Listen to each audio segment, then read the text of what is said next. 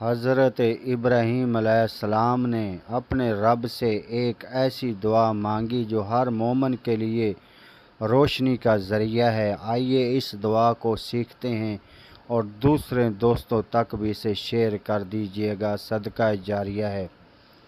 بسم اللہ الرحمن الرحیم۔ ربنا اغفر لی ولوالدی وللمؤمنین یوم یقوم الحساب۔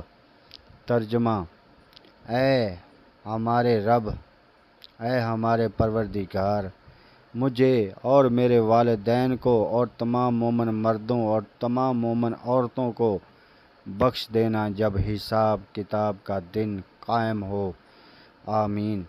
یہ دعا ہم نماز میں 5 وقت پڑھتے ہیں، اسے اپنی زندگی میں لائیں اور دوسرے دوستوں تک شیئر کریں تاکہ تمام میرے مسلمان بھائی اور بہنوں کو فائدہ ہو۔ اٹھتے بیٹھتے یہ دعا یاد کر لیں: ربنا اغفر لی ولوالدی وللمؤمنین یوم یقوم الحساب۔ یہ اللہ کے نبی، اللہ کے خلیل، اللہ کے پیارے نے یہ اللہ سے دعا کی تھی، اس لیے اس دعا کو اپنی زندگی میں لائیں اور دوسرے دوستوں تک اسے پہنچائیں، صدقہ جاریہ ہے۔ اس چینل پر آپ کو اچھی بات ملے گی، دعائیں ملیں گی، قرآن پاک کی فضیلت ملے گی، حق اور سچ کی بات ملے گی، جھوٹ نہیں ملے گا۔ اگر سپورٹ کرو گے تب بھی ٹھیک ہے، نہ کرو گے تب بھی ٹھیک ہے۔